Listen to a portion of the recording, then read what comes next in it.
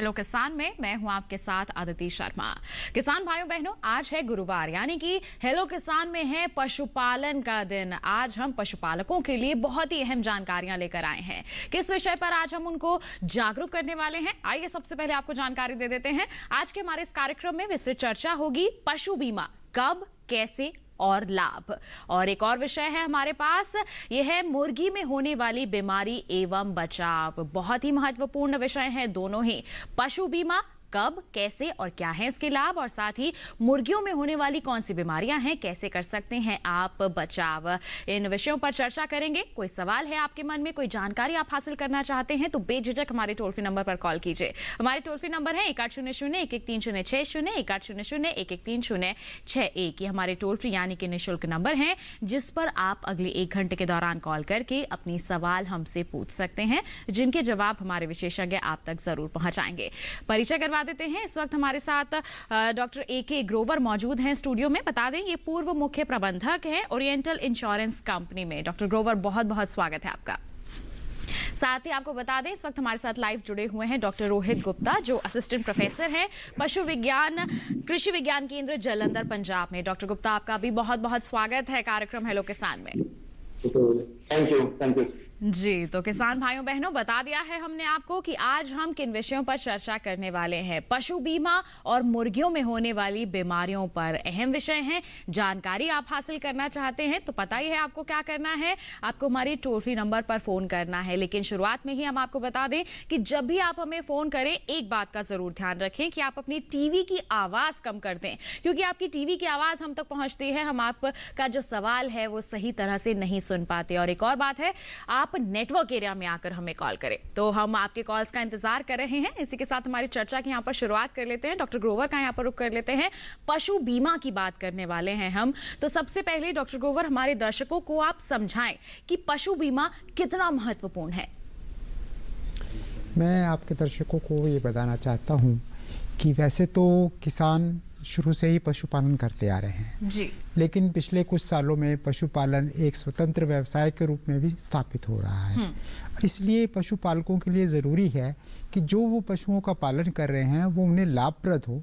वो जो उनको खिलाते हैं, पिलाते हैं, उनकी सेवा करते हैं, उसके बाद जो उनका दूध इत्यादि बेचते हैं तो उसमें उन्हें लाभ हो जी। तो जब ऐसी लाभ और हानि की बात आती है तो बीमा एक इम्पॉर्टेंट और बहुत महत्वपूर्ण इसके अंदर योगदान देता है, ताकि यदि आपका कोई पशु ऐसा है जिसे कि आप अच्छा दूध, जिसे जो पशु आपको अच्छा दूध दे रहा है, अच्छी आप उसकी पालना कर रहे हैं, अचानक अगर उसकी मृत्यु हो जाए किसी दुर्घटना की वजह से या किसी बीमारी की वजह से, तो आपके ऊपर एक काफ़ी संकट आ जाता है जी।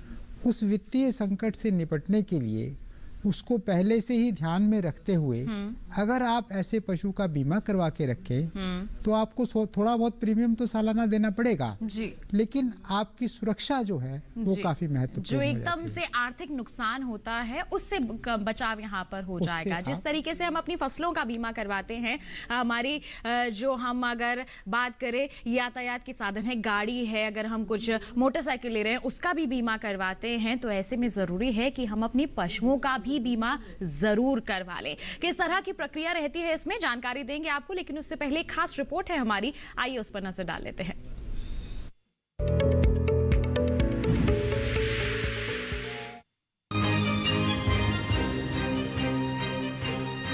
पशु बीमा जोखिम से बचने का सबसे अच्छा साधन है, जो मुसीबत के समय काफी मददगार साबित होता है।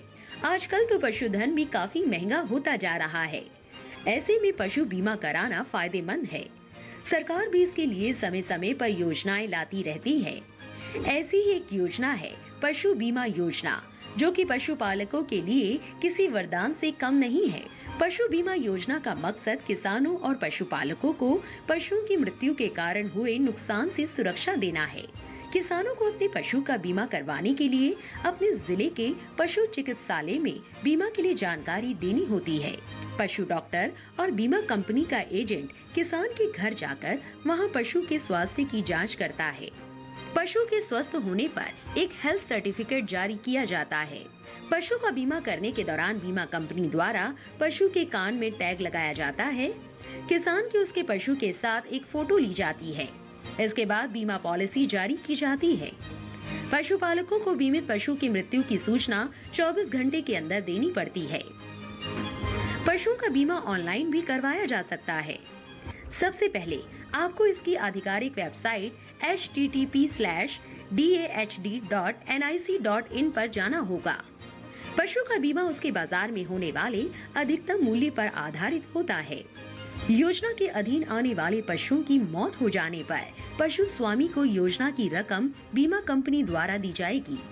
योजना के अंतर्गत मुआवजे की रकम को पशु की मौत के 15 दिनों के मध्य पशुपालक को दे दी जाएगी।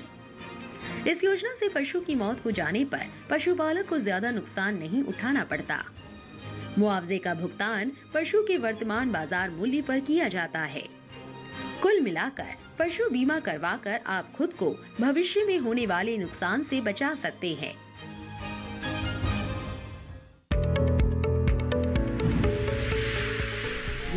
तो देखिए, अभी आपने एक खास रिपोर्ट जाना कि पशु बीमा करवाना कितना जरूरी है और उसकी क्या प्रक्रिया रहती है। इसके बारे में विस्तार से हमारे विशेषज्ञ से हम चर्चा करेंगे, जानकारियां आप तक पहुंचाएंगे, आपके सवालों के जवाब आप तक पहुंचाएंगे। लेकिन फिलहाल हम बढ़ लेते हैं आगे। हमारा जो अगला विषय है मुर्गी पालन, मुर्गियों में होने वाली बीमारियां और उनके बचाव के बारे में हम यहाँ पर चर्चा कर लेते हैं। डॉक्टर रोहित गुप्ता हमारे साथ यहाँ पर लाइव जुड़े हुए हैं। डॉक्टर रोहित गुप्ता, जब हम बात करते हैं मुर्गी पालन की, तो सबसे पहले तो बताएं कि कितना लाभकारी व्यवसाय है ये हमारे मुर्गी पालकों के लिए, किसानों के लिए, पशुपालकों के लिए। जी बिल्कुल, जैसा कि हम लोग जानते हैं कि जो मुर्गी पालन का व्यवसाय है एक बहुत ही सफल व्यवसाय है।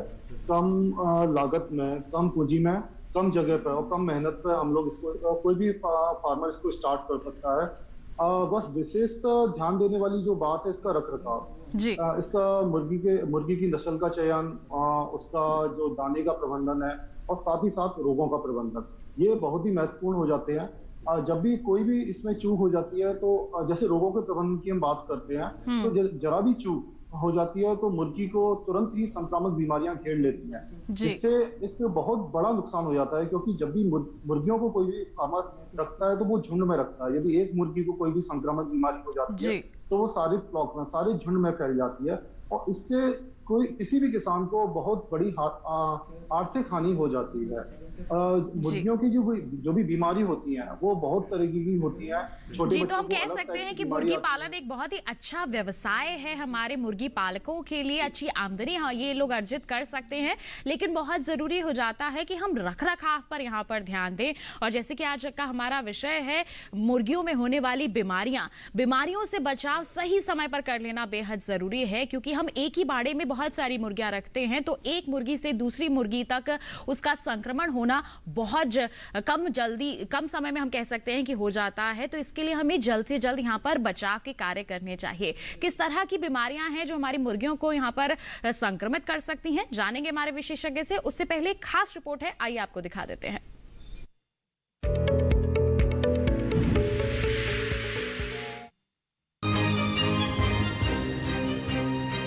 मुर्गियों में कई तरह के रोग होते हैं। सबसे पहले बात करते हैं रानीखेत रोग की। ये मुर्गियों में होने वाली सबसे खतरनाक बीमारियों में से एक है। ये एक संक्रामक रोग है। इसमें मुर्गियों को सांस लेने में परेशानी होती है और उनकी मौत हो जाती है। इस रोग के हो जाने पर मुर्गियां अंडा देना भी बंद कर देती हैं। मुर्गियों में तेज बुखार होता है। मुर्गियां हरे रंग की बीट करती है। कभी कभी पंख और पैरों को लकवा मार जाता है। इस रोग से बचाव के लिए टीकाकरण कराएं।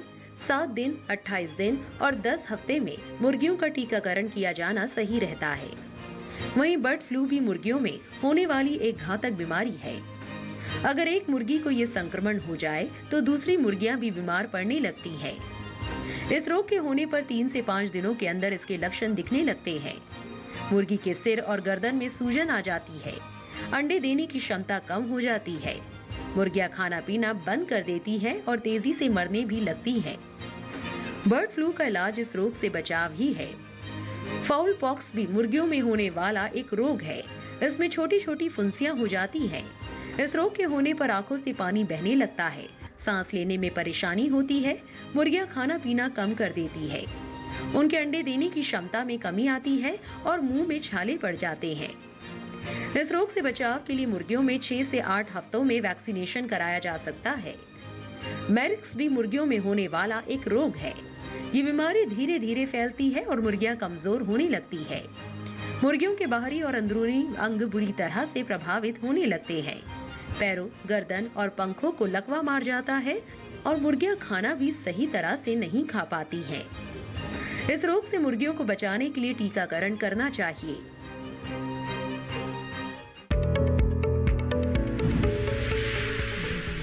तो देखिए, अभी आपने एक रिपोर्ट जाना कि बहुत तरह की बीमारियां हैं जो हमारी मुर्गियों को प्रभावित कर सकती हैं। ऐसे में उनकी पहचान होना, उनके बारे में जानकारी होना बहुत ज़रूरी है। जब हम उन्हें उनके लक्षण के बारे में जानकारी हमारे पास होगी तो हम सही समय पर पहचान कर लेंगे और उसका उपचार भी कर लेंगे। तो इसके लिए ज़रूरी है कि आप हमें फ़ोन करें, जानकारियाँ हासिल करें कि किस तरह से आप अपनी मुर्गियों को स्वस्थ बनाए रख सकते हैं। और पशु बीमा भी अगर आपको करवाना है तो उसकी क्या प्रक्रिया है, आप फोन कर सकते हैं। हमें बता दें, कॉलर हमारे साथ यहाँ पर जुड़ गए हैं, उनका सवाल हम शामिल कर लेते हैं। हेलो हेलो हेलो, नमस्कार, स्वागत है आपका कार्यक्रम में। क्या सवाल है आपका? मैडम मेरे को जानवरों का बीमा करवाने का है जी। मेरे को जानवरों का बीमा करना है, पशु का बीमा करना है। पशु का बीमा करवाना है आपने? कौन से पशु का करवाना है? सर,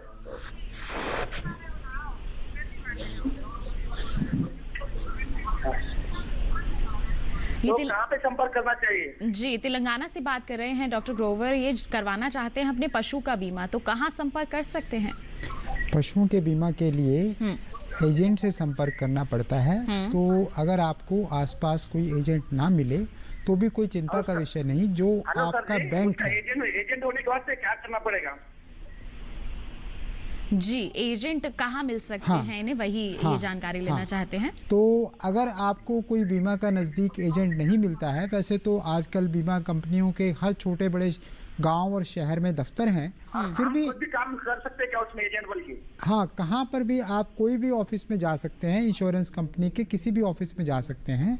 दूसरा जो मैं आपको बताना चाहता हूँ वो ये है कि आजकल सभी बैंक की ब्रांचेस, सभी बैंक की शाखाएं, जो भी आपका बैंक है, आप अपने बैंक में जाइए, बैंक मैनेजर से मिलिए। बैंक मैनेजर जो हैं वो आपको किसी ना किसी बीमा एजेंट का पता ज़रूर बता देंगे जी। और बैंक मैनेजर्स के पास भी सुविधा रहती है कि वो आपके पशु का बीमा करवा सके।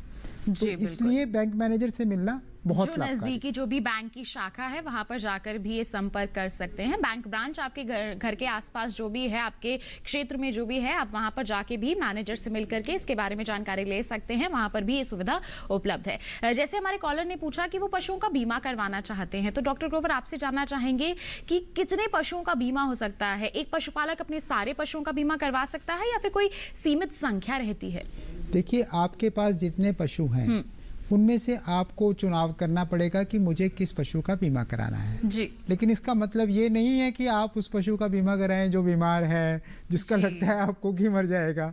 इसका मतलब ये है, इसका अर्थ ये है कि जो पशु आपका दूध देने वाला है, जो पशु आपका काम करने वाला है, जो पशु जिससे आपको कुछ आर्थिक आमदनी होती है, उसी का ही बीमा किया जाता है, ना कि किसी बूढ़े पशु का, ना कि किसी बहुत छोटे बच्चे का। जी, जिससे आर्थिक यहाँ पर लाभ मिल रहा होता है, उस पशु का बीमा करवा सकते हैं और करवाना भी चाहिए आपको, क्योंकि आपके फायदे के लिए ही तो है ये। इसके साथ ही एक कॉलर हमारे साथ जुड़ गए हैं, उनका सवाल हम शामिल कर लेते हैं। हेलो हेलो, नमस्कार, स्वागत है आपका कार्यक्रम में। क्या सवाल है आपका? मेरे को ये बीमे के बारे में पूछना था, कहाँ पे होता है और क्या मतलब का? जी, रामेश्वर जी का सवाल है कि बीमा करवाना चाहते हैं, कहाँ पे करवा सकते हैं और क्या प्रक्रिया रहती है? क्या कहना चाहेंगे डॉक्टर ग्रोवर आप इन्हें? जैसा मैंने आपको पहले बताया कि जनरल इंश्योरेंस कंपनियां बीमा करती हैं। तकरीबन हर छोटे बड़े शहर में या गांव में, बड़े गांव में बीमा कंपनी का कोई ना कोई दफ्तर या एजेंट अवश्य होता है जी। तो आप किसी भी एजेंट से संपर्क कर सकते हैं। यदि आपको एजेंट ढूंढने में कोई कठिनाई आ रही है तो आप अपनी शाखा, बैंक शाखा के बैंक मैनेजर से मिलिए, वो आपको ज़रूर एजेंट से मिलवा देंगे।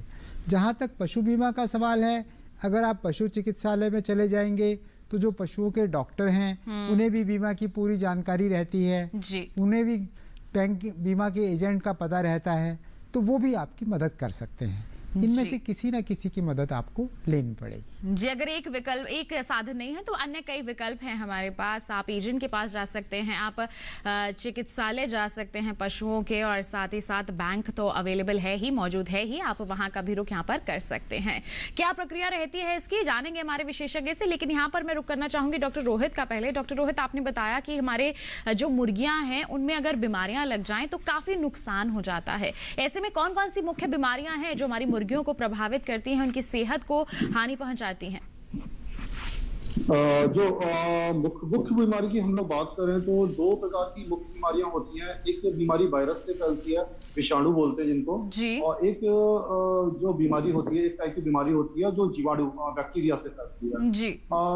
विषाणु वाली बीमारी है, उनमें हम लोग सभी लोग जानते हैं जो बर्ड फ्लू, अभी तो पीछे भी प्रकोप काफी हो गया था, बर्ड फ्लू की बीमारी हो गई, मेरेक बीमारी हो गई है, रानीखेत बीमारी हो गई है, इन्फेक्शियस ब्रोंकाइटिस। ये 4 बीमारी बहुत मुख्य तरह की बीमारी होती है जो हमारी जो भी अंडे देने वाली मुर्गी है या फिर जो भी हम मांस वाली मुर्गी होती है, जो ब्रॉयलर मुर्गी होती है, उनका पालन करते हैं, उनमें ये बीमारी बहुत जल्दी फैल जाती है। यदि हम बैक्टीरिया वाली बीमारी की बात करें तो उनमें इन्फेक्शियस कोराइजा, कोलेरा, इस तरीके की बीमारी होती है जो CRD, क्रॉनिक रेस्पिरेटरी डिसीज बोलते हैं। ये काफी साल्मोनेलोसिस एक बीमारी होती है जो मुर्गियों में बहुत जल्दी से इन्फेक्शन इन बीमारियों का फैल जाता है जी। सबसे ज्यादा जैसे हम लोग अभी देख रहे हैं कि बरसात का मौसम चल रहा है, तो इसमें जो CRD की बीमारी, जो क्रॉनिक रेस्पिरेटरी डिसीज की बीमारी हो गई है, ई कोलाई का इन्फेक्शन जो भी गंदगी से फैलता है, या फिर उनका दाने में कोई गंदगी है, या फिर कोई भी पानी में कोई इन्फेक्शन है, तो उससे ये बीमारी बहुत जल्दी फैलती है। या फिर जो बिछावन है जिसमें मुर्गियों को हम लोग पाल रहे हैं वो गीला है, तो उससे ये बीमारी हो जाती है जी। दूसरी तरीके की जो बीमारी की हम लोग बात करते हैं, परजीवी वाली बीमारी होती है। परजीवी भी 2 प्रकार के होते हैं। एक परजीवी जो उनकी जो भी चमड़ी होती है मुर्गियों की उसमें लगे होते हैं, और दूसरी उनके पेट में इन्फेक्शन करते हैं। तो इनमें सबसे मुख्य जो बीमारी होती है वो कॉक्सीडियोसिस की बीमारी होती है। कॉक्सीडिया जो मैंने अभी बताया था, जो बिछावन यदि गीली होती है तो बहुत जल्दी कॉक्सीडिया का इन्फेक्शन हो जाता है, और ये छोटे बच्चों और बड़ी मुर्गियों दोनों में समान तरीके से इन्फेक्शन करता है। इनकी जो भी बीट होती है वो लाल कलर की होने लगती है, खून निकलने लगता है उसमें। और सबसे बड़ी बात, जब भी ये इन्फेक्शन होते हैं तो इनका पूरा असर जो भी प्रोडक्शन है, जो मुर्गी अंडे दे रही है तो अंडे का प्रोडक्शन डाउन हो जाएगा, घट जाएगा। जिस मुर्गी को हम लोग मांस के लिए पाल रहे हैं तो वो उसका जो भी ग्रोथ रेट है, जो भी उसकी बढ़वार है, वो बहुत घट जाती है, उसमें भी हम कमी देखते हैं यहाँ पर। बिल्कुल, तो तमाम तरह की बीमारियां हैं। देखिए, हमें अभी पता चल रहा है कि बहुत सारी बीमारियां हमारी मुर्गियों को हो सकती हैं। ऐसे में हमें इनके प्रति जागरूक होना चाहिए, पता होना चाहिए कि ये बीमारियां हो सकती हैं, किस वजह से हो सकती हैं। इसके लिए हमें सावधानियां बरतने की जरूरत है। किस तरह की सावधानियां आप बरत सकते हैं, और पशु बीमा करवाना है तो आपको किस तरह के यहाँ पर कागजात देने पड़ेंगे, क्या प्रक्रिया अपनानी पड़ेगी, बताएंगे आपको इन सब के बारे में। लेकिन एक छोटे से ब्रेक के बाद कहीं मत जाइए, देखते रहे हमारा लाइव फोन इन कार्यक्रम हेलो किसान, और बने रहिए दूरदर्शन किसान पर।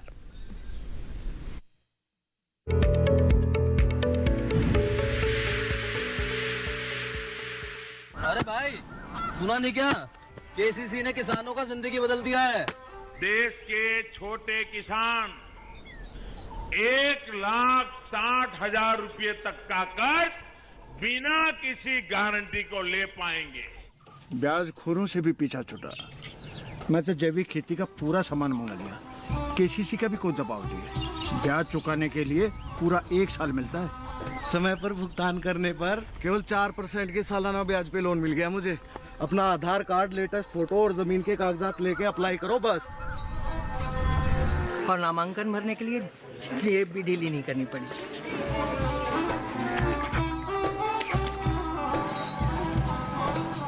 चाचा, उधार चुकाने के 24 घंटे के बाद उतने ही पैसे वापस निकाल सकते हैं। KCC ने किसानों की जिंदगी वाकई बदल दी है। तो आप भी किसान क्रेडिट कार्ड अपनाएं और सहजता से ऋण पाएं।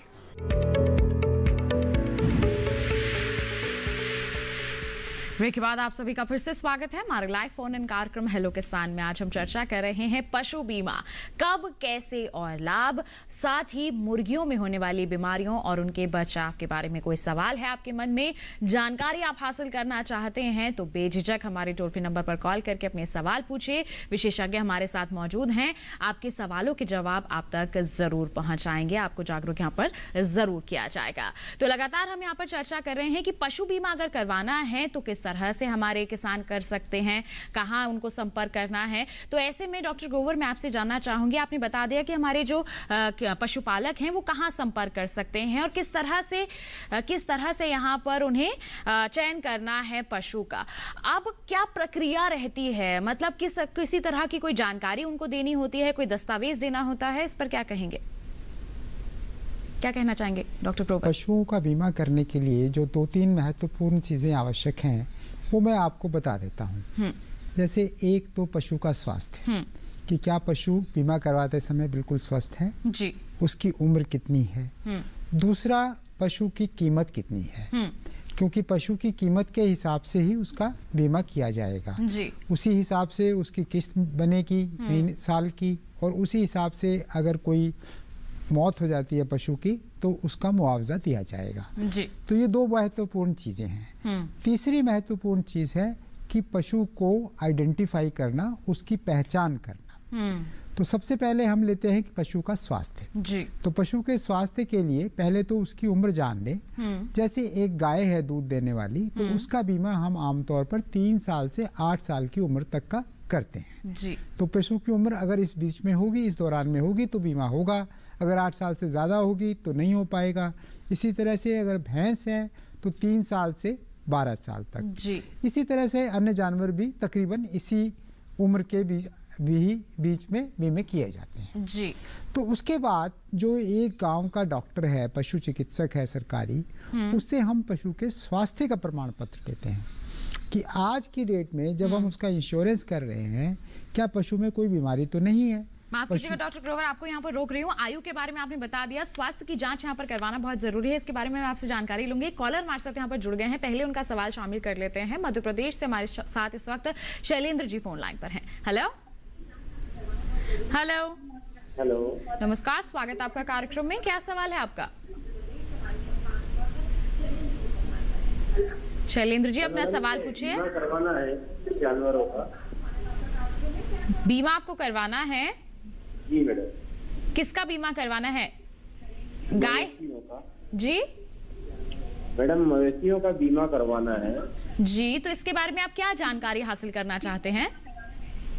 भैंसों का बीमा करवाना है मैडम। आपको भैंसों का बीमा करवाना है। आपको भैंस का बीमा करवाना है, इसके बारे में आप जानकारी लेना चाहते हैं, किस तरह से आप करवा सकते हैं? कहाँ से करवाना पड़ेगा? डॉक्टर ग्रोवर क्या कहेंगे? हरदा मध्य प्रदेश से बात कर रहे हैं हमारे कॉलर। पशुओं का बीमा जो है वो भारत में जनरल इंश्योरेंस कंपनियां करती हैं। वही कंपनियां इंश्योरेंस करती हैं जो कारों का, मोटरसाइकिलों का बीमा करती हैं। तो इसके लिए आपको बीमा कंपनी के एजेंट से मिलना पड़ेगा। अगर आपको एजेंट से नहीं मिल पाते हैं तो आप अपने बैंक में चले जाएं, जहां आपका खाता है, आप बैंक मैनेजर से बात करें, बैंक मैनेजर आपको बीमा एजेंट से मिलवा देगा जी। या आप पशु चिकित्सालय में चले जाएं तो वो भी आपको बीमा एजेंट से मिलवा देंगे। तो बीमा एजेंट जो है वो सबसे पहले आएगा आपके घर पर और आपसे जानकारी लेगा, आवश्यक जानकारी कि आप किस पशु का बीमा करवाना चाहते हैं, कितने अमाउंट का बीमा करवाना चाहते हैं। उसके बाद जैसे मैंने आपको बताया कि पशु की जो है स्वास्थ्य की जांच होगी, ये निश्चित किया जाएगा कि पशु का स्वास्थ्य ठीक है। फिर उसके बाद पशु की पहचान के लिए उसके कान में कोई टैग लगाया जाएगा, प्लास्टिक का या पीतल का टैग लगाया जाएगा जी। और आपकी एक फोटोग्राफ भी पशु के साथ खींची जाएगी जी। तो ये जब सब कार्रवाई हो जाएगी तो आप पशु बीमा के लिए पैसे जमा करा सकेंगे और आपका 1 साल का बीमा कर दिया जाएगा जी। तो देखिए बीमा की क्या प्रक्रिया है, हमारे विशेषज्ञ ने आपको बता दिया है और इसके बारे में बात करेंगे हमारे विशेषज्ञ से। लेकिन एक और कॉलर हमारे साथ जुड़ गए हैं, उनका सवाल हम शामिल कर लेते हैं। मध्य प्रदेश से हमारे साथ जितेंद्र जी फोन लाइन पर हैं। हेलो हेलो नमस्कार। नमस्कार, स्वागत आपका कार्यक्रम में। क्या सवाल है आपका? मैडम मुझे ये जानना है कि मुर्गी पालन के विषय में मैं कैसे शुरुआत कर सकता हूँ। मुर्गी पालन आप करना चाहते हैं, शुरू करना चाहते हैं, तो किस तरह से कर सकते हैं? डॉक्टर रोहित, क्या कहना चाहेंगे आप इन्हें? डॉक्टर रोहित,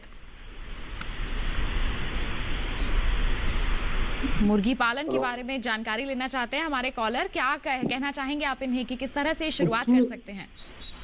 जी, आप मुर्गी पालन शुरू करना चाहते हैं तो सबसे पहले आपको ये पता करना पड़ेगा कि आप किस तरह की मुर्गी को आप पालना चाहते हैं। आप ब्रॉयलर की फार्मिंग करना चाहते हैं, लेयर की। लेयर मतलब आप अंडे के लिए मुर्गी पालना चाहते हैं, ब्रॉयलर मतलब या आप मांस के लिए। तो सबसे पहले तो आपको ये देखना पड़ेगा कि आपके पास कुछ जो भी उत्पाद आएगा, अंडे आएंगे या फिर मीट आएगा, ब्रॉयलर आएगा, तो आपको उसको बेचना कहाँ है और आपकी किस हद तक आप पूंजी लगा सकते हैं। यदि आप जल्दी से जल्दी बेनिफिट प्राप्त करना चाहते हैं, लाभ लेना चाहते हैं, तो आपको ब्रॉयलर फार्मिंग करनी चाहिए। मांस के लिए मुर्गियां पालना चाहिए, क्योंकि जो भी ब्रॉयलर मुर्गियां होती हैं उनकी जो जीवन चक्र है वो 35 से 42 दिन तक होता है। वो लगभग 35 दिन में 2 किलो की हो जाती हैं और लगभग 3.5 किलो के करीब दाना खाती हैं। तो लगभग 35 दिन में आपको ये पता लग जाएगा कि आपने जो भी मुर्गी का फार्म स्टार्ट किया है वो मुनाफे में है या आप घाटे में जा रहे हैं। यदि आप अंडे की फार्मिंग करना चाहते हैं तो अंडे के लिए जब भी मुर्गियां आप लाते हैं तो चूजे ला सकते हैं या फिर एक बड़ी मुर्गी जो अंडे देने के लिए तैयार है उसको पाल सकते हैं। या यदि आप चूजे लेके आते हैं तो आपको 5 से 6 महीने का इंतजार करना पड़ेगा जब वो अंडा देना स्टार्ट करेगी, और वो जब एक बार अंडा देना स्टार्ट कर देती है उसके बाद वो लगभग 52 हफ्ते, लगभग 1 साल तक अंडे देती है। तो आपको प्रतिदिन अंडे मिलेंगे, जिसको आपको ये भी ध्यान रखना है कि आपको हर दिन आपको उन अंडों को मार्केट में बेचना भी है।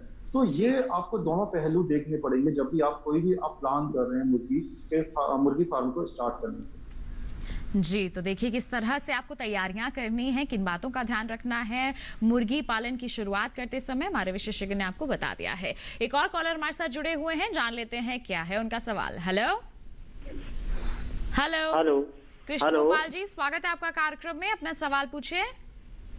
जी हम मैडम वो गाय का बीमा करवाना चाहते हैं। जी बीमा जी, गाय का बीमा करवाना चाहते हैं, क्या प्रक्रिया रह सकती है, यही जानना चाहते हैं आप? जी जी, हमारे विशेषज्ञ लगातार बता रहे हैं इसके बारे में। डॉक्टर ग्रोवर, एक बार फिर आपसे गुजारिश है, बताएं हमारे कॉलर को कि गाय का बीमा करवाने के लिए किन बातों का ध्यान रखें।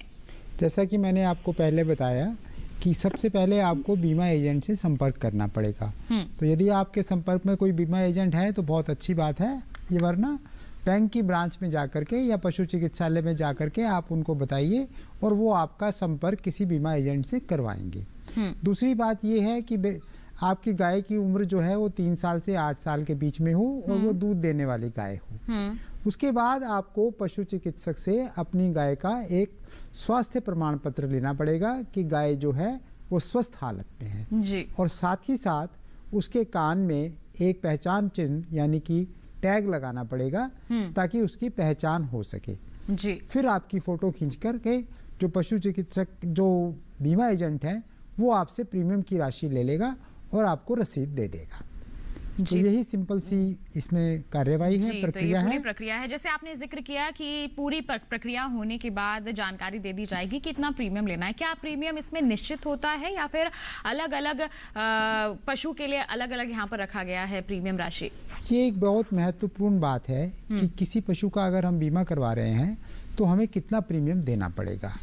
इसमें कई स्कीम्स हैं, कई योजनाएं हैं। कुछ योजनाएं केंद्र सरकार की तरफ से लागू की गई हैं, कुछ योजनाएं राज्य सरकारों की तरफ से लागू की गई हैं। और अगर पशुपालक किसी योजना के अलावा भी अगर बीमा करवाना चाहें तो वो अपने आप से भी करवा सकते हैं। लेकिन अगर आप अपने आप से करवाएंगे तो आपको कम से कम 4 या 5% पशु की कीमत का बीमा राशि देनी पड़ेगी।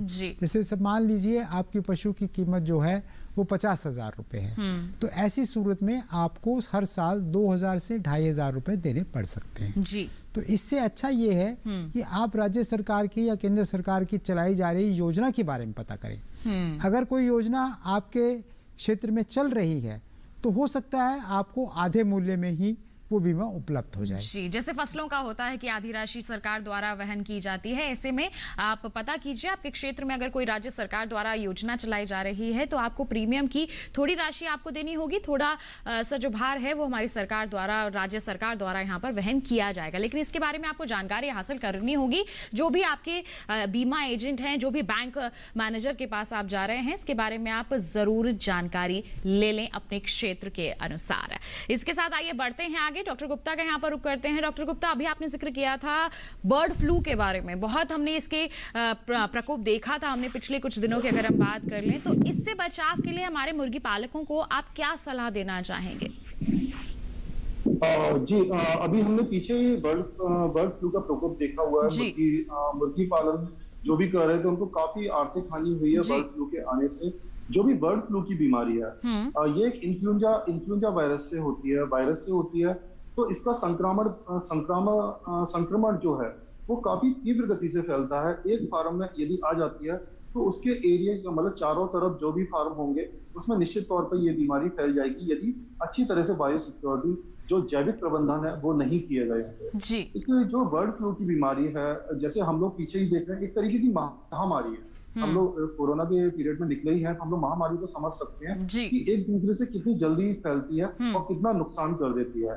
जो भी इन्फ्लुएंजा वायरस है, ये जो बर्ड फ्लू रहता है मेनली रेस्पिरेटरी सिस्टम में इफेक्ट करता है, मतलब जो भी सांस लेने का जो सिस्टम है उसमें इफेक्ट करता है। तो हम लोग देखते हैं जो भी बर्ड फ्लू वाली जो भी मुर्गियां होंगी उनमें जो नाक और उनके मुंह से पानी निकलता है, जो म्यूकस निकलता रहता है, आंखें बहुत सूज जाती हैं, जो उनकी कलंगी होती है, गल कंबल होते हैं वो नीले पड़ जाते हैं, सुस्त पड़ जाती हैं मुर्गियां।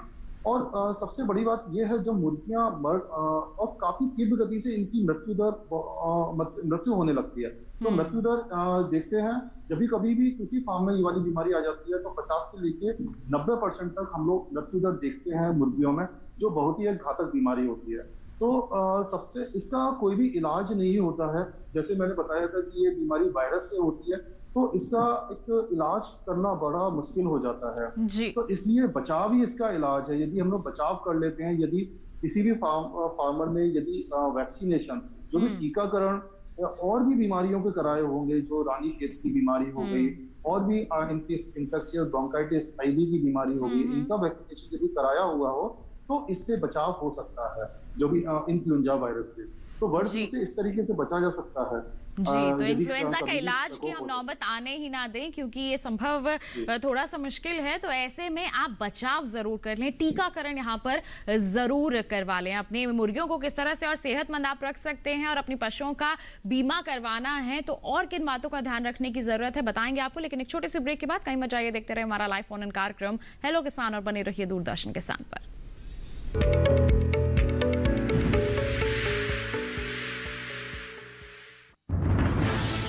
कोरोना वायरस के खतरे से बचते हुए फसल की कटाई, बिक्री, खरीद, नई फसल की जुताई और बुआई सुरक्षित हो सकती है अगर हम लगातार हाथों को साबुन और साफ पानी से नियमित अंतराल पर धोते रहें। नाक, मुंह को मास्क, गमछे या कपड़े से ढक कर रखें। आंख, कान, नाक, मुंह न छुएं। आपस में 2 गज की दूरी बनाए रखें।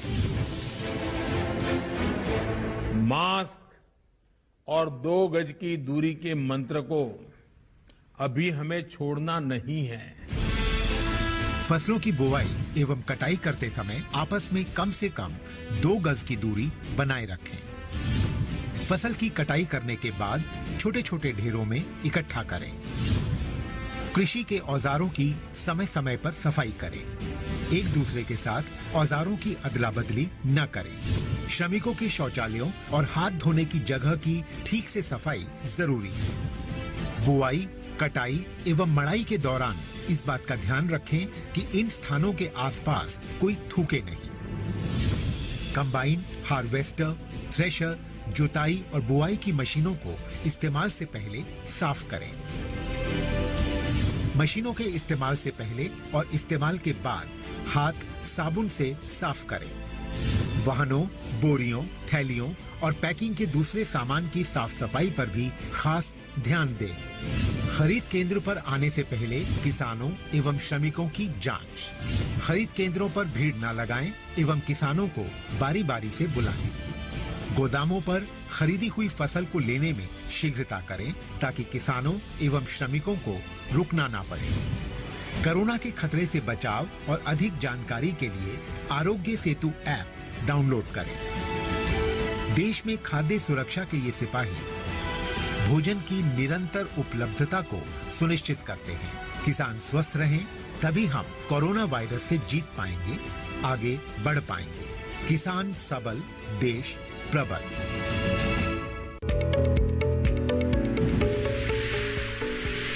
ब्रेक के बाद दूरदर्शन किसान के लाइव फोन इन कार्यक्रम हेलो किसान में आप सभी का फिर से स्वागत है। लगातार हम चर्चा कर रहे हैं पशु बीमा और मुर्गियों में होने वाली बीमारियों और उनके बचाव के बारे में। आपके पास कोई सवाल है यहाँ पर तो जल्दी से अपना फोन उठाइए। आप हमारे टोल फ्री नंबर पर कॉल करके अपने सवाल हमसे पूछ सकते हैं। लगातार हम हमारे जो कॉलर्स हैं, हमारे जो दर्शक हैं, उनके सवालों के जवाब हम तक पहुंचा रहे हैं। हमारे विशेषज्ञ हमारे साथ जुड़े हुए हैं। आइए इसके साथ हमारी चर्चा को हम आगे बढ़ाते हैं। डॉक्टर ग्रोवर का यहाँ पर फिर से रुख करते हैं। डॉक्टर ग्रोवर, आपने विस्तार से हमारे दर्शकों को बताया कि किस तरह की प्रक्रिया रहती है जब बात आती है हमारे पशुओं का बीमा करवाने की, चाहे गाय का बीमा करवाना हो चाहे भैंस का कराना हो। टैगिंग यहाँ पर बहुत जरूरी हो जाती है। प्रीमियम के बारे में भी आपने यहाँ पर जानकारी दे दी। ऐसे में मैं आपसे जानना चाहूंगी कि अगर कोई नुकसान हो जाता है तो भुगतान के समय भुगतान मिले, इसके लिए क्या प्रक्रिया को अपनाना चाहिए?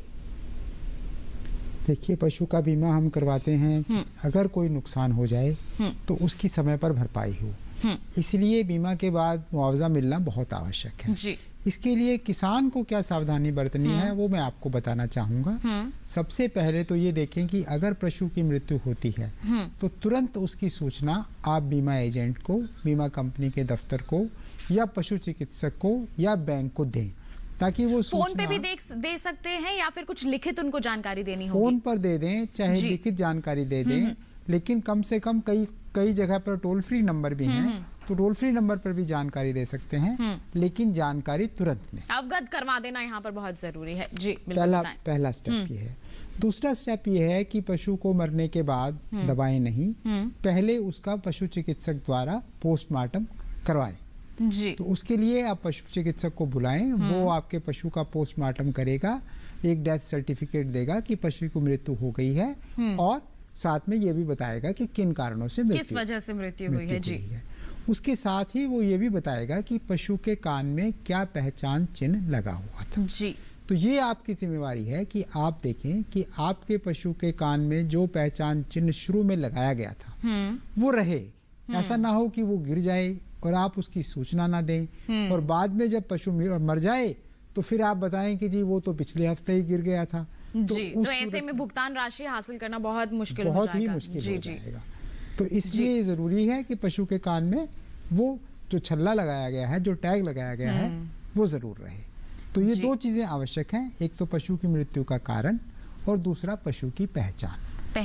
और यहाँ पर देखिए, जैसे हमारे विशेषज्ञ ने बताया है कि आपको जल्द से जल्द यहाँ पर सूचना देनी है। कितना समय रहता है यहाँ पर कि कितने समय के अंतराल में सूचना दे सकते हैं हमारे पशुपालक? देखिए, वैसे तो सूचना 24 घंटे के अंदर दे दी जानी चाहिए जी। कभी कभी ऐसा होता है कि शनिवार या इतवार की छुट्टी पड़ जाती है, लेकिन फिर भी आप कोशिश करें कि बैंक में सूचना दे दें या कोई टेलीग्राम डाल दें, या आजकल तो ईमेल का बहुत प्रचलन है, बहुत से किसान भाई ईमेल भी चलाना जानते हैं, तो वो ईमेल करके भी ब्रांच को इतला कर सकते हैं। तो किसी भी माध्यम से आप इतला करें, लेकिन इतला आपकी जो है 24 घंटे के अंदर जानी बहुत अच्छी बात है। 24 घंटे के अंदर आप जानकारी या फिर कहीं ये सूचना जो है जरूर एजेंट तक या फिर बैंक तक जरूर पहुंचा दें। ये आपका दायित्व बन जाता है कि आपको भुगतान राशि लेनी है तो आपको ये प्रक्रिया तो अपनानी जरूर पड़ेगी। इसके साथ आइए बढ़ते हैं आगे। डॉक्टर रोहित गुप्ता का रुख कर लेते हैं। डॉक्टर रोहित गुप्ता, आपने बताया कि यहाँ पर बर्ड फ्लू की हम बात कर रहे थे कि उसका इलाज यहाँ पर इतना संभव नहीं है, लेकिन बचाव बहुत अच्छा तरीका हम कह सकते हैं। तो ऐसे में हमारी मुर्गियों को बीमारियों से बचाने के लिए हमारे मुर्गी पालकों को आप क्या सावधानियां बरतने की सलाह देंगे? जो मुर्गियों की जो भी फार्मिंग जो भी करता है उसके लिए बचाव बहुत जरूरी हो जाता है, क्योंकि इलाज करने से पहले मुर्गियों को काफी नुकसान हो जाता है। इसलिए हमें सबसे पहले बचाव पर ध्यान देना चाहिए। बचाव जो भी स्टार्ट करना है, सबसे पहले बायोसिक्योरिटी, जो भी जैविक प्रबंधन है, आप अपने फार्म पर किसी भी दूसरे व्यक्ति को आने की अनुमति ना दें विजिट करने के लिए। उसको बिल्कुल, जो भी फार्म है उसको बिल्कुल ही आइसोलेटेड रखते हैं। यदि बहुत ही जरूरी है तभी जो भी बायोसिक्योरिटी मेजर्स होते हैं, जो भी जैविक प्रबंधन की जो गाइडलाइन होती है उसको फॉलो करें। जब भी कोई भी जैसे ब्रॉयलर फार्मिंग करते हैं, कोई भी जो मांस के लिए पाल रहे हैं, कोशिश करें कि मुर्गियों को बैचेज में ना लाएं। ऑल इन ऑल आउट एक मैकेनिज्म होती है कि ऑल इन ऑल आउट का मतलब जब भी आप अपने फार्म पर कोई भी चूजे ला रहे हैं या मुर्गियों को ला रहे हैं तो एक साथ लाएं, और जब भी उनकी पैदावार पूरी तरीके से हो जाती है, जब या फिर उनकी जो बढ़वार है, जो उन्होंने मार्केट रेट अचीव कर लिया है, तब उनको एक साथ अपने सेट से बाहर निकाल दें। जिससे क्या होगा, यदि आपके फार्मर के सेट में इंफेक्शन होता है किसी भी तरीके से, तो वो आगे के जो भी फ्लॉक है, आगे का कोई भी आप मुर्गियों को लेके आ रहे हैं तो उसमें कैरी नहीं करेगा। और सबसे बड़ी बात, जब भी आपको बचाना है अपनी मुर्गियों को, तो उनकी उम्र के हिसाब से टीके लगाए जाते हैं। जब 1 दिन का चूजा होता है तो जो भी हैचरी होती है, तो मैरिक बीमारी होती है, कैंसर की बीमारी होती है मुर्गियों में, उसका एक दिन की उम्र में टीका लगाया जाता है। उसके बाद जब आपके फार्म पे मुर्गियां आ जाती हैं, यदि आप मांस के लिए मुर्गियों को लेके आए हैं, तो 7वें दिन पर रानीखेत बीमारी का टीका लगता है। उसके बाद गंबोरो, अगले हफ्ते 14 दिन में गंबोरो बीमारी, IBD बोलते हैं, उसका एक टीका लगाया जाता है। इसके बाद 21वें दिन पर फिर से रानीखेत बीमारी का टीका लगाया जाता है, और 28वें दिन पर फिर से गंबोर बीमारी का टीका लगाया जाता है। यदि हम अंडे देने वाली मुर्गियों की बात करें, तो जैसा कि मैंने पहले ही बताया था, अंडे देने वाली मुर्गियों को हम लोग लगभग 1.5 साल तक पालते हैं। लगभग 4 से 5 महीने को अंडा स्टार्ट करेगी, उसके बाद 1 साल तक अंडा देगी। तो इनका जो टीकाकरण होता है थोड़ा सा ज्यादा लंबा चलता है। जैसे इनको कुछ और भी बीमारियां होती हैं, जैसे मैंने पहले ही बताया था, इन्फेक्शियस कोराइजा या फाउल पॉक्स, फाउल कॉलेरा, इन बीमारियों के भी टीका लगते हैं। जैसे फाउल पॉक्स की बीमारी होगी, उसका 6वें हफ्ते में हम लोग टीकाकरण करते हैं। उसकी जो भी इंजेक्शन से उनको टीका लगाया जाता है। उनको 12वें हफ्ते में फिर से रानीखेत बीमारी का टीका लगाया जाता है। और रानीखेत बीमारी का टीका हम लोग कोशिश करते हैं कि हर 2 महीने में रिपीट कर दें, जो हमने मुर्गियों को अंडे के लिए हमने पाला है। तो इस तरह से हम लोग काफी मुर्गियों को बचा सकते हैं। क्योंकि यदि एक बार टीकाकरण करा दिया तो उनमें इम्यूनिटी डेवलप हो जाती है, वो साल तक चलती है, तो जिससे कोई भी बीमारी, कोई भी महामारी उनके संक्रमित नहीं कर सकती। जी, तो बहुत ही अच्छी जानकारी यहाँ पर हमारे विशेषज्ञ ने दी है कि आप इलाज की नौबत ही क्यों आने देते हैं, पहले ही बचाव कर लीजिए। टीकाकरण अपनी मुर्गियों में करवाना बहुत जरूरी है। जैसे कि उन्होंने बताया कि समय समय पर विभिन्न बीमारियों के लिए यहाँ पर टीका लगवाया जाता है मुर्गियों को, तो आप इसके बारे में सचेत रहिए। जब भी आपका मुर्गियों का समय आ रहा है, जैसे 7 दिन के अंतराल पर, 28 दिन के अंतराल पर, जैसे 12 दिन के अंतराल पर हमारे विशेषज्ञ कह रहे हैं, आप जागरूक रहिए इसके प्रति। सही समय पर आप टीका लगवा लीजिए। कोई भी बीमारी आपकी मुर्गी को यहां प्रभावित नहीं करेगी, किसी भी तरह का आपको नुकसान यहां नहीं होगा। बहुत ही अहम है कि आप लोग जागरूक रहें, तभी तो आप मुर्गी पालन से अच्छी आमदनी अर्जित कर पाएंगे। जैसे डॉक्टर रोहित आप लगातार बता रहे हैं कि रानीखेत बहुत ही गंभीर बीमारी है, इसके बारे में आप क्या कहना चाहेंगे हमारे मुर्गी पालकों को? जी बिल्कुल, रानीखेत एक बहुत ही संक्रामक बीमारी है, एक छूत की बीमारी जो बोलते हैं कि यदि ये एक बार फैल जाती है तो सारी मुर्गियों में, जो भी आपके फार्म पे जितनी मुर्गियां हैं, सब में हो जाती है। तो इसलिए रानीखेत की बीमारी का बचाव बहुत ज्यादा जरूरी है। इसके भी बहुत तरीके की बीमारी करती है। रानीखेत में 2 तरीके मेनली इसके जो भी लक्षण होते हैं, 2 तरीके के लक्षण होते हैं। माफ कीजिएगा डॉक्टर रोहित, आपको यहाँ पर रोक रही हूँ, लक्षणों के बारे में जानेंगे, लेकिन एक कॉलर यहाँ पर जुड़ गए हैं, उनका सवाल हम शामिल कर लेते हैं। बिहार से हमारे साथ उदय भांजी फोन लाइन पर है। हेलो, हाँ नमस्कार, स्वागत आपका कार्यक्रम में। क्या सवाल है आपका? मुर्गी पालन में कौन बढ़िया नस्ल का मुर्गी है और कितना दिन अंडा देती है? जी, अच्छी नस्ल के बारे में आप मांस अगर अधिक बेचना चाहते हैं तो उसमें कौन सा मुर्गी का पालन करें, और उसके बचाव के लिए, रख रखाव के लिए थोड़ा बताएं। जी, डॉक्टर रोहित क्या कहना चाहेंगे? पूर्वी चंपारण बिहार से बात कर रहे हैं हमारे कॉलर, मुर्गी का पालन करना चाहते हैं, अंडा और मांस दोनों के लिए। जी बिल्कुल, जैसे आप अंडे और मांस दोनों के लिए मुर्गी रखना चाहते हैं, तो दोनों के लिए अलग अलग तरीके की नस्ल होती है। क्योंकि ये मुर्गी की विशेषता होती है कुछ, जब भी हैचरी में कोई भी अंडा या फिर जो ब्रीडिंग फार्म में हम लोग मुर्गी तैयार करते हैं, मतलब चूजे तैयार करते हैं, तो वो उनका पहले देखा जाता है कि ये मुर्गी किस हिसाब से तैयार कर रहे हैं, ये जो अंडे देगी उससे चूजे निकलेंगे, वो मांस के लिए पाले जाएंगे या अंडे के लिए पाले जाएंगे, तो उसी के हिसाब से इनकी नस्ल होती है। जैसे काफी प्राइवेट हैचरी हैं, और पहले तो आपको ये देखना पड़ेगा कि आप देसी मुर्गी की फार्मिंग करना चाहते हैं या आप जो फार्मी मुर्गी बोलते हैं उसकी फार्मिंग करना चाहते हैं। जैसे फार्मी मुर्गी जो होती है, व्हाइट लेगहॉर्न वैन मुर्गी होती है, इसमें जो लेयर मुर्गी, जो अंडे वाली मुर्गी होती है, उसमें जो बैबकॉक है, वो जो कॉक नस्ल है सबसे बढ़िया नस्ल होती है। उसके अंडे देने के लिए, जो मैंने बताया था, पिछले 1 साल तक अंडे देती है, तो 1 साल में लगभग 330 के करीब अंडे दे देती है। तो इसका काफी अंडे देने की दर काफी अच्छी है। और FCR जो फीड कन्वर्जन रेशो होता है कि कितने अंडे देने में कितना फीड खाया, एक दर्जन अंडे देने में कितना फीड खाया, तो ये भी इसकी बहुत अच्छी होती है। तो इसलिए जब भी आप अंडे के लिए मुर्गी पाल रहे हैं तो आप इस तरीके की मुर्गी को रखें जिससे आपको मुनाफा हो। और यदि आप मुर्गी मांस के लिए पालना चाहते हैं तो इसके लिए भी काफी मुर्गियां होती हैं जो मांस के लिए पाली जाती हैं। इसमें जो बैबकॉक है वो सबसे बढ़िया नस्ल होती है, और भी काफी हबर्ड हो गया, काफी प्राइवेट हैचरी हैं जो चूजे देती हैं, जो मांस के लिए पाले जाती हैं। इनकी खासियत यही होती है कि ये जो है 35 दिन में तैयार हो जाते हैं। 35 दिन में तैयार होने का मतलब होता है 35 दिन में 2 किलो के हो गए हैं और लगभग 3.5 किलो के करीब फीड खाते हैं। तो इनका जो मैंने FCR बताया था, FCR फीड कन्वर्जन रेशियो, वो लगभग 1.5 से लेके 1.6 तक होता है। तो यदि इन मुर्गियों की आप को पालते हैं तो नो डाउट आपको काफी अच्छा मुनाफा होगा। यदि आप मांस के लिए पाल रहे हैं तो एक मुर्गी के पीछे आप लगभग 15 से 20 रुपए बचा सकते हैं, जो आपका शुद्ध मुनाफा रहेगा। तो जब भी आप पाल रहे हैं मुर्गियों को तो एक अच्छी नस्ल जरूर पालें, जिससे आपको अच्छी नस्ल का मतलब होता है कि एक वो नस्ल जिसमें बीमारियां कम आए, कम खाना खा के ज्यादा उत्पाद। यदि अंडे लेना है तो ज्यादा अंडे दें, मीट लेना है तो ज्यादा मीट। जी, तो अच्छी नस्ल का चयन करना यहाँ पर बहुत जरूरी हो जाता है। कौन सी आप नस्ल का चुनाव कर सकते हैं, हमारे विशेषज्ञ ने विस्तार से आपको जानकारी दे दी है और ऐसी ही जानकारियां आगे भी पहुंचाएंगे आप तक। लेकिन अभी रुक रहे हैं एक छोटे से ब्रेक के लिए। कहीं मत जाइए, देखते रहिए हमारा लाइव फोन इन कार्यक्रम हेलो किसान और बने रहिए दूरदर्शन किसान पर।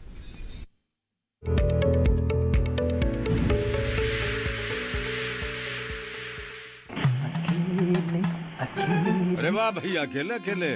अरे तू भी ले, पर खाएगा कैसे? मैं ऑर्गेनिक खेती की बात कर रहा रे बेटे। अकेले अकेले खेती कब तक करेगा? मतलब गांव में 20-25 किसानों का समूह बना के पंजीकरण करवा ले, फिर सरकारी ट्रेनिंग भी मिलेगी और मुफ्त जैविक बीज खाद भी। फिर BGS ऑर्गेनिक की सरकारी मोहर के साथ तेरी उपज आकर्षक पैक में पहुंचेगी बड़े बाजार तक। अच्छा? हाँ। अरे भाई, कहाँ चल दिया? सबको साथ लाने, आमदनी बढ़ाने। तो किसान भाई समझ गए ना? साथ मिलकर ऑर्गेनिक खेती कीजिए, अपनी परंपरा को आगे बढ़ाइए, ज्यादा मुनाफा कमाइए। माटी से प्रेम की परंपरा है परंपरागत खेती।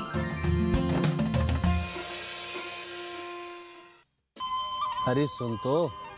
मुझे क्या सुनाना चाहते हो? जो सुनाओ मेरी सौतन को। किसको? अरे वही तुम्हारा मोबाइल फोन जिससे सुबह शाम दिन रात चिपके रहते थे और कहते थे किसान कॉल सेंटर से बातें हो रही हैं।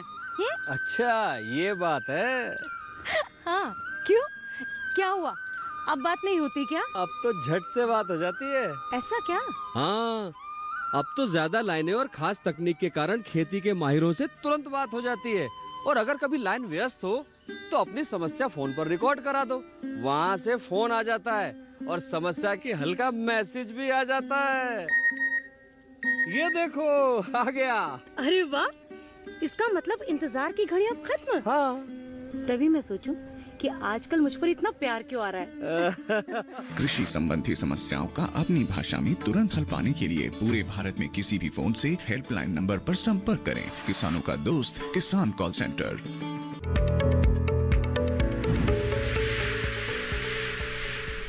ब्रेक के बाद आप सभी का फिर से स्वागत है हमारे लाइव फोन इन कार्यक्रम हेलो किसान में। आज हम चर्चा कर रहे हैं पशु बीमा और मुर्गियों में होने वाले रोग और उनके बचाव के बारे में। समय बहुत ही कम रह गया है, जल्दी से आप अपना फोन उठा सकते हैं और हमें कॉल कर सकते हैं, अपने सवालों के जवाब हमारे विशेषज्ञों से हासिल कर सकते हैं। ब्रेक पर जाने से पहले लगातार हम बात कर रहे थे यहाँ पर मुर्गियों के बारे में, रानीखेत के लक्षणों के बारे में डॉक्टर रोहित हमें बता रहे थे। डॉक्टर रोहित, क्या कहना चाहेंगे, किस तरह से पहचान कर सकते हैं हमारे मुर्गी पालक? जी, जो मैं आपको लक्षण बता रहा था, इसमें दो तरीके के लक्षण मुख्यतः होते हैं। एक उनकी नर्वस फॉर्म होती है और एक रेस्पिरेटरी फॉर्म होती है। नर्वस फॉर्म में हम लोग देखते हैं यदि जो भी संक्रमण है वो यदि उनके मस्तिष्क ब्रेन तक पहुंच गया है तो नर्वस फॉर्म आ जाती है उनकी। जैसे देखते हैं कि वो लंगड़ा के भी चलने लगते हैं, गर्दन टेढ़ी हो जाती है और पंख जो रहते हैं उनके वो फैले रहते हैं, लटके रहते हैं। यदि इसकी रेस्पिरेटरी फॉर्म की बात कर रहे हैं तो जो भी नाक या मुंह होता है उससे म्यूकस काफी निकलता है, पानी निकलता रहता है, ठीक है, आंखों में सूजन हो जाती है। और इसके बाद एक होता है एंट्राइटिस की हो जाती है, इनको पेट की समस्या भी हो जाती है जिससे जो उनकी बीट होती है, बीट जो हरे रंग के दस्त होने लगते हैं। जी बिल्कुल, ये तमाम तरह के लक्षण हैं जो हमें पहचान लेनी चाहिए। कॉलर हमारे साथ यहाँ पर जुड़ गए हैं, उनका सवाल हम शामिल कर लेते हैं। रीवा मध्य प्रदेश से कॉलर ने हमें फोन किया है। Hello hello hello, Bhanu Pratap ji, स्वागत है आपका कार्यक्रम में। क्या सवाल है आपका? जी, मेरा सवाल ये है कि अपने यहाँ रीवा में पोल्ट्री का प्रशिक्षण लेने के लिए थोड़ी जानकारी लेनी। जी, मुर्गी पालन के बारे में जानकारी लेना चाहते हैं प्रशिक्षण के संबंध में, क्या कहेंगे डॉक्टर रोहित? रीवा मध्य प्रदेश से बात कर रहे हैं हमारे कॉलर।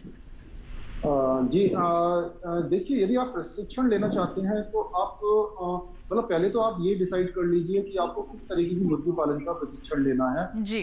उसके बाद हर डिस्ट्रिक्ट, जो भी जिला है, रीवा भी एक जिला है, तो वहां पर एक कृषि विज्ञान केंद्र जरूर होगा। तो आप वहां पर जाके संपर्क कर सकते हैं। वहां पर जो भी पशु विज्ञान का जो भी एक्सपर्ट होगा, जो भी साइंटिस्ट होगा, तो वो आपको वो जरूर मतलब हर साल time to time training organise करते हैं, तो आप वहां से ही प्रशिक्षण ले सकते हैं। रीवा की आप बात कर रहे हैं, रीवा से है। रीवा में एक जो पशु चिकित्सा महाविद्यालय भी है, पशु चिकित्सा विद्यालय भी है रीवा में। तो आप वहां जाके भी, वहां पे सारे डिपार्टमेंट होते हैं, तो वहां के आप जो भी मुर्गी पालन का जो विभाग हो जाए, जो पोल्ट्री डिपार्टमेंट बोलते हैं, आप वहां पर भी जाके संपर्क कर सकते हैं। वो भी टाइम टू टाइम अलग अलग तरीके की प्रशिक्षण जो भी कोर्स होते हैं, ट्रेनिंग प्रोग्राम्स जो है वो ऑर्गेनाइज किए जाते हैं, वहां आप संपर्क कर सकते हैं। भानु प्रताप जी, बिल्कुल, बहुत बहुत धन्यवाद देना चाहेंगे डॉक्टर रोहित, आप हमारे साथ जुड़े, आपने मुर्गी पालन के संबंध में इतनी अहम जानकारियां साझा की, बहुत बहुत धन्यवाद आपका। धन्यवाद जी बिल्कुल। डॉक्टर ग्रोवर हमारे साथ यहाँ पर स्टूडियो में मौजूद हैं। कम शब्दों में आपसे मैं गुजारिश करूंगी, हमारे दर्शकों को आप पशु बीमा के लाभ बता दें कि क्यों करवा लें हमारे दर्शक जो हैं पशुओं का बीमा, बताएं। पशुओं का बीमा जो है वो आर्थिक सुरक्षा के लिए करवाया जाता है जी, क्योंकि आजकल पशु बहुत महंगे हो गए हैं जी, और एक पशु यदि किसी किसान का मर जाता है तो उसकी जगह दूसरा पशु लेना बड़ा मुश्किल हो जाता है जी। तो आर्थिक लाभ यहाँ पर मिल सके, किसी तरह का नुकसान ना हो, वित्तीय संकट ना हो, इसके लिए पशु बीमा आप लोग जरूर करवा लीजिए। प्रक्रिया हमारे विशेषज्ञ ने आपको विस्तार से बता दी है। इसके लिए बहुत बहुत धन्यवाद देना चाहेंगे। डॉक्टर ग्रोवर हमारे साथ जुड़े, आपने अहम जानकारियां हमारे दर्शकों तक पहुंचाई हैं, बहुत बहुत धन्यवाद आपका। तो किसान भाइयों बहनों, पशु बीमा आप कैसे करवा सकते हैं आपने जान लिया, मुर्गियों का बचाव आप कैसे कर सकते हैं इसके बारे में भी आपने जानकारी हासिल कर ली। अब अगले कार्यक्रम में क्या विषय हम आपके लिए लेकर आने वाले हैं, आइए आपको बता देते हैं। अगले कार्यक्रम का विषय रहेगा धान फसल की देखभाल और साथ ही चर्चा होगी फूलों की संरक्षित खेती पर। तो ये हमारे कल के कार्यक्रम के विषय रहेंगे। आपके पास कोई भी सवाल है, पहली है हम तब पहुंचाइए, आप हमें ईमेल कीजिए। हमारी ईमेल आईडी है hellokisan2015@gmail.com। आप फेसबुक के जरिए भी जुड़ सकते हैं। फेसबुक पर जाइए, हिंदी में टाइप कीजिए हेलो किसान, वहां पर हमारा पेज खुलेगा, उस पर आप अपने सवाल पोस्ट कर सकते हैं जिन्हें हम कार्यक्रम में जरूर शामिल करेंगे। साथ ही डीडी किसान कॉल सेंटर नंबर है 1800-113-060, जिस पर आप सोमवार से शनिवार सुबह 6 बजे से रात के 10 बजे तक कॉल कर सकते हैं, अपने सवाल रिकॉर्ड करवा सकते हैं जिन्हें हम कार्यक्रम में शामिल करते हैं और उनकी जवाब आप तक जरूर पहुंचाते हैं। तो ये तो बात हो गई कि किस माध्यम से आप अपने सवाल हम तक पहुंचा सकते हैं। एक अहम जानकारी आपको और दे दें कि आप हमारा हेलो किसान कार्यक्रम किसी भी समय देख सकते हैं अपने यूट्यूब चैनल पर। जी हाँ, हमारा यूट्यूब चैनल है डीडी किसान का। QR कोड जो दिख रहा है इसको जल्दी से स्कैन कर लीजिए, अपने मोबाइल फोन पर ही आप किसी भी समय हेलो किसान कार्यक्रम देख सकते हैं और कृषि जगत से जुड़ी, पशुपालन के क्षेत्र से जुड़ी अहम जानकारियां हासिल कर सकते हैं। तो बस आज के लिए इतना ही। अगले अंक में होगी आपसे मुलाकात, तब तक के लिए हमें दीजिए इजाजत। आप बने रहिए दूरदर्शन किसान पर। नमस्कार।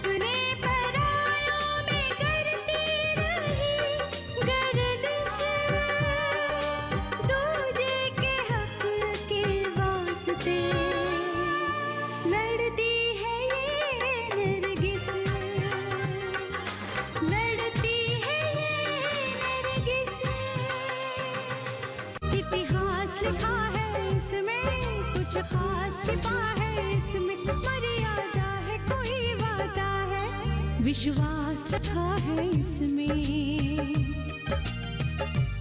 सात फेरों से मिला ये तो उपहार है। मेरा श्रृंगार है, मेरा श्रृंगार है।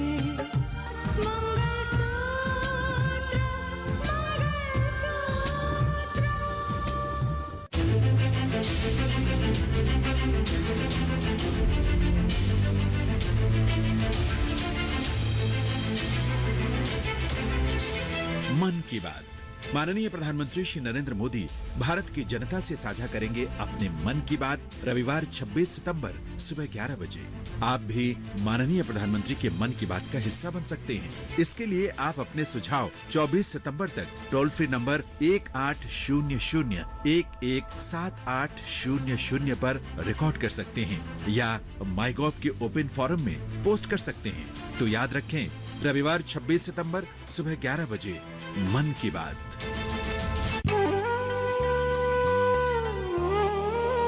छोड़कर अपना चमन, छोड़कर अपना चमन, रोशन किया उजड़ा गुलशन, अपने परायों में करती रही गर्दिश, दूजे के हक के वास्ते लड़ती है ये नरगिस, लड़ती है ये नरगिस। उसका जीवन कच्ची मिट्टी, हर सांचे में वो ढलती है, देती है जग को जियारा, खुद बाती बन जलती है, अपनों के नाम वो कर जाती है, सारा जीवन अपना बन के बेटी भाभी माँ वो सच कर दे हर सपना। सुकन्या सुकन्या सुकन्या हमारी बेटियां।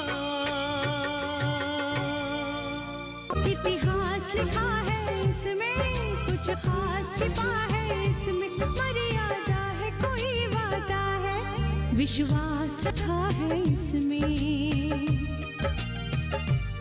सात फेरों से मिला ये तो उपहार है। मेरा श्रृंगार है, मेरा श्रृंगार है।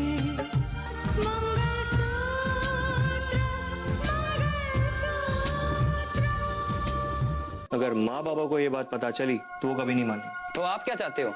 ये भी तानपुरा लेकर ठुमरी गाए क्या? ना तो सुनने के लिए कोई बचा है और ना गाने के लिए। ये बाबा की ठुमरी को लेकर मैं कुछ नहीं सुनूंगा। और ये दूसरी बार कर रहे हो तुम। मैं तुमसे कभी पूछती हूँ क्या ये क्यों कर रही हो, ठुमरी क्यों गा रही हो? कि हमारी बातचीत में ठुमरी कहाँ से बीच में आ गई? ठुमरी गा के तुम संस्कृति और सभ्यता की देवी बन चुकी हो।